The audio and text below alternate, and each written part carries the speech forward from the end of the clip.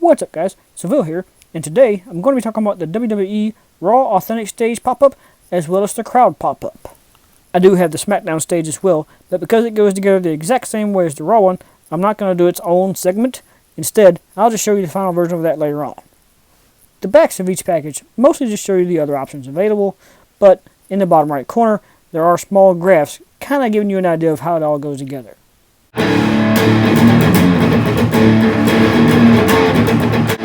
If you enjoyed this video, please give it a thumbs up and comment below. And if you want to see more from me, please subscribe and hit that notification bell.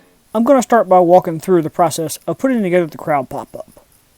It's all folded up and wrapped pretty neatly inside the package, so once you get it opened up, you can take it all out and look through the individual pieces. For the Crowd pop-up, it's mostly just one big piece that needs to be folded all the right ways and put together in the right places. There's a lot of pre-punched holes, so I do recommend go ahead and getting the excess out of the way before you get started.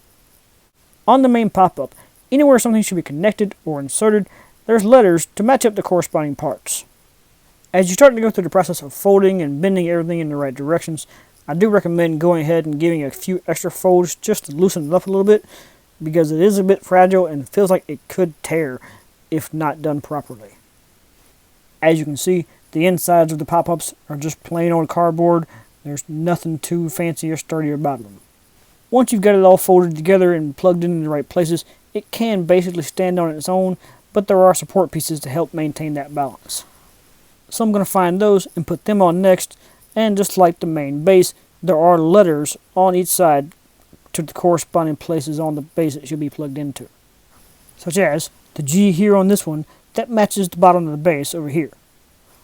Then toward the middle, where the top and bottom conjoin, you have the letter D, showing you that plate goes there. Once both of those pieces are securely put on, you shouldn't have any trouble with anything falling back apart. Then, once you get all that done, you can move back around to the front side, where you can start plugging in the Crowd pieces for the layered effects. Again, everything is lettered, that way you know you're putting the right piece in the right place. The easiest one to start with is the one on the bottom. Plug in your center notches first, and then work in each side.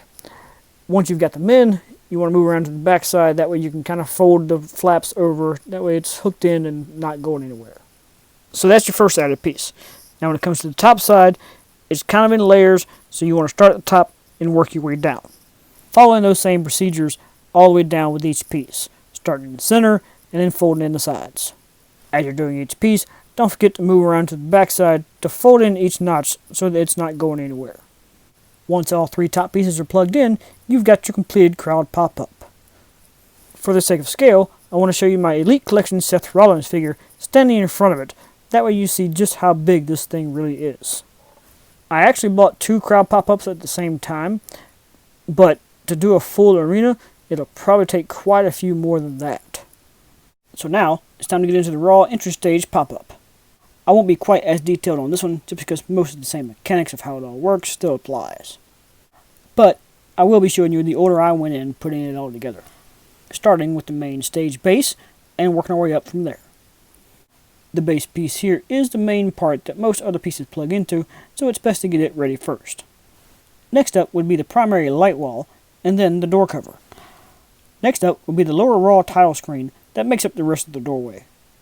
Next up, you can add the upper Raw title screen, but it's not really connected to anything else but the backboard, so it doesn't really matter exactly when you do it. Finally, we have the ramp itself, which can be one of the more awkward pieces to put in there because you need to get under it to fold in all the notches. But once that's done, the entrance stage is complete. And here, just so you can really see how big it is, this is my 6-inch Ronda Rousey Ultimate figure. So there's really no question about whether or not this stage is in scale with the characters. As promised, here is the completed SmackDown Live entrance stage, which does go together exactly the same way as the Raw one. As you can see, you can place figures in various points of the stage, as well as the ramp itself, but because of the flimsiness of the cardboard, it can be a little tricky. With all that said though, now I'm going to take the Raw stage and add it to my arena setup in the other room. If you have all of this together, it definitely requires a lot of floor space. Soon I'll probably get another one of these black mats to extend it underneath the stage. For now though, I'm going to give you a few shots I've taken from in and around the ring, just so you can get an idea of how all this would work for action figure photography. If you have the right type of lighting and other details that I don't currently have in this room, you could do some really cool things using this stage. Even more so if you're using the crowd pop-ups as well. So if your goal is to have a full 1/12 scale arena for your figures, this is a great way to get there on a budget. They are a bit fragile, but as long as you're careful with them, they'll still last you a good while. So with all that said, I'm going to run these pop-ups through as many of my guidelines as I can apply to them. I'm going to start by noting the guidelines I'm not going to count against it, such as articulation, because it's not an action figure, and accessories, because it doesn't really need anything beyond what's in the packages. Because both the Raw and SmackDown stages were created and released at the same time, I can't really count uniqueness against them either. As far as the general appearance goes, both the Raw and SmackDown stages are very accurate to their lifelike counterparts and in scale with the 6-inch figures. But there's not really a lot of detail beyond just the printed images on the cardboard itself. Once they're all put together though, they are fairly well balanced. As of right now though, they seem to only be available online, mostly through Ringside Collectibles. However, the roughly $10 to $20 price point, especially once you factor in shipping, is still worth it for these items. Leaving the biggest problem being how fragile they are. It's really thin cardboard, and if you press down on it too much, it does bend and can get out of shape. Leading these pop-ups to a 6 out of 10 star rating, meaning they are awesome and worth owning for any casual fans who wish to display a full-sized arena.